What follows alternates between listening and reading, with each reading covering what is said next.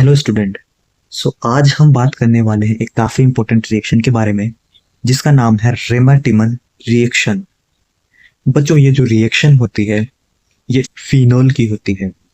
Okay, this reaction was done by phenol. तो suppose हमारे पास यहाँ पर कोई एक कंपाउंड है, phenolic compound. This is phenol. इसकी रिएक्शन हम किसी से करवाएंगे और हमारे पास फॉर्म होगा एक कंपाउंड दैट इज सैलिसाइडिहाइड, जहां पर CHO ग्रुप होगा। CHO ग्रुप, इसको अगर हम लिखें ऐसे भी लिख सकते हैं।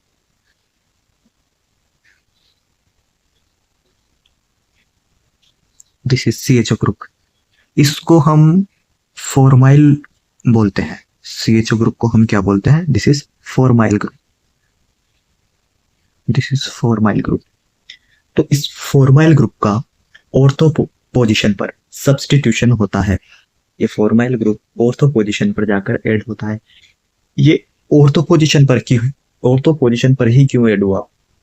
इसके पीछे रीजन है क्योंकि ये जो OH है, इसका जो ये हाइड्रोजन है, इस पर डेल्टा पॉजिटिव चार्ज होगा और ये इस फॉर्माइल ग्रुप के ऑक्सीजन के साथ हाइड्रोजन बॉन्डिंग कर लेगा, जिससे एक स्टेबल कंपाउंड का फॉर्मेशन होगा एक स्टेबल कंपाउंड का। और यहां पर हमारे पास फॉर्म होगा सैलिसाइडिहाइड। यहां पर जो रिएजेंट यूज में आते हैं उसमें सबसे पहले है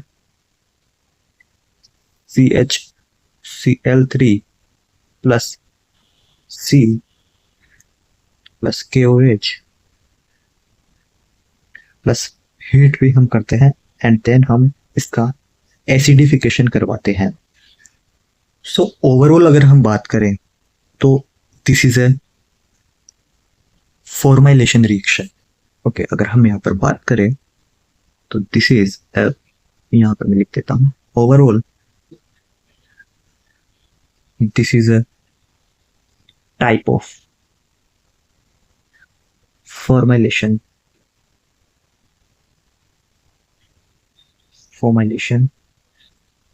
रिएक्शन। यहाँ पर फॉर्मुलेशन होता है, फॉर्माइल का यहाँ पर ऐड होता है, सब्स्टिट्यूशन होता है, और वो भी ऑर्थो पोजीशन पर, एट ऑर्थो पोजीशन।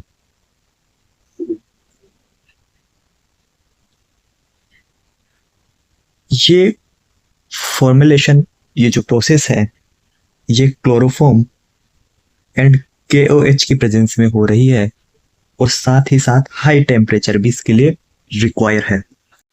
तो अगर हम अब इस रिएक्शन की मैकेनिज्म की बात करें तो ये हमारे पास है फिनोल। हमारे पास फिनोल है।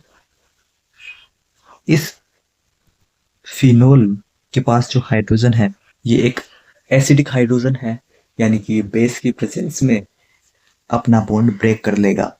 तो जैसे ही OH minus, that is a base, ये इसके सामने आता है तो ये OH माइनस अपना इलेक्ट्रॉन इसे देता है और ये बॉन्ड यहाँ पर शिफ्ट हो जाता है और इससे O पर नेगेटिव चार्ज जनरेट हो जाता है। यहाँ पर आप देख सकते हैं O पर नेगेटिव चार्ज जनरेट हो गया है।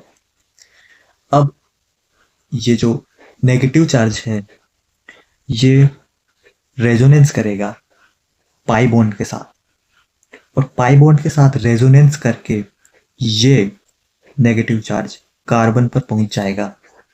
पहले ऑक्सीजन पर था और रेजोनेंस करके ऑक्सीजन के बदले कार्बन पर आ जाएगा नेगेटिव चार्ज। अब ये जो नेगेटिव चार्ज है, इस कार्बन पर जो नेगेटिव चार्ज है वो रिएक्ट करेगा CCl2 के साथ। अब आप सोचोगे कि सर ये CCl2 कहां से आया? तो ये जो CCl2 है ये क्लोरोफॉर्म और एल्कली की रिएक्शन से प्रोड्यूस होता है। तो वहां से ये प्रोड्यूस होता है और जब ये नेगेटिव चार्ज की हेल्प से यहाँ पर एक नया सिग्मा बॉन्ड का फॉर्म होगा तो यहाँ पर इस कार्बन पर नेगेटिव चार्ज आ जाएगा। जैसे ही इस कार्बन पर नेगेटिव चार्ज आया, आप यहाँ पर एक चीज देख सकते हो वैसे, कि यहाँ पर हमारे पास जो बेंजीन की रिंग थी, पहले जो फिनोल में जो ये रिंग थी, इस रिंग पर यहाँ पर हमारे पास 6 पाई इलेक्ट्रॉन है। 6 पाई इलेक्ट्रॉन है, यानी कि एक एरोमेटिक रिंग है। और ये बॉन्ड बनाने की वजह से हमारे पास यहाँ पर 4 पाई इलेक्ट्रॉन ही रह गए हैं। यानी कि हम देख सकते हैं कि 6 पाई इलेक्ट्रॉन से 4 पाई इलेक्ट्रॉन वाली रिंग का फॉर्म हुआ है। ये रिंग पहले एरोमेटिक थी, दिस रिंग इज एरोमेटिक, पहले एरोमेटिक थी ये रिंग, और बॉन्ड फॉर्म होने के बाद इसमें एरोमेटिसिटी नहीं रही, क्योंकि 4 इलेक्ट्रॉन ही रिंग में रहे हैं। तो ये रिंग अनस्टेबल की तरफ जा रही है, अनस्टेबिलिटी की तरफ जा रही है। तो ऑब्वियस सी बात है, ये आसानी से प्रोसेस होने वाला है नहीं। तो ये एक काफी स्लो प्रोसेस रहेगा, और इसीलिए हम इसको RDS बोलेंगे। This is rate determining step, this is RDS। क्यों? क्योंकि यहाँ पर 6 पाई इलेक्ट्रॉन थे और यहाँ पर 4 पाई इलेक्ट्रॉन्स ही रह गए हैं, यानी कि एरोमेटिसिटी यहाँ पर लूज हो गई है। अब हम यहाँ पर देख सकते हैं कि अगर अगर ये जो हाइड्रोजन है,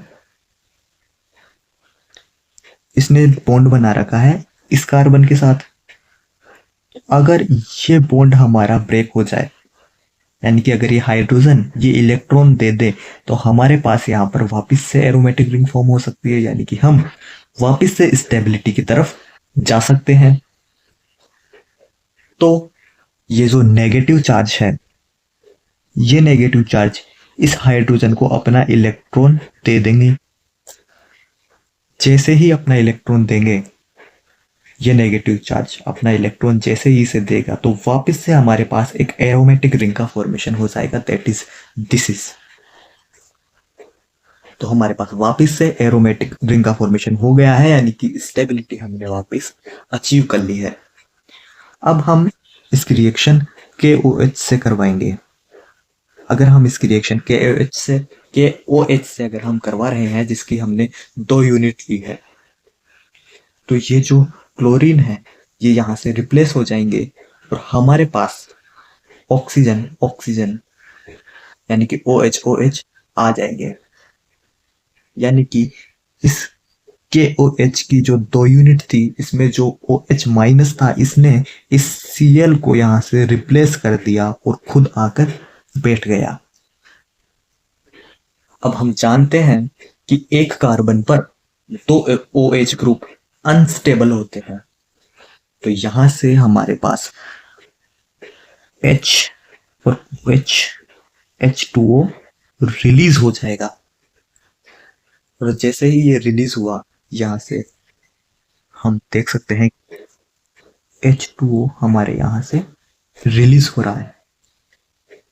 जैसे ही ये रिलीज हुआ, उसके बाद अगला स्टेप हमारा रहेगा एसिडिफिकेशन का, H+ का।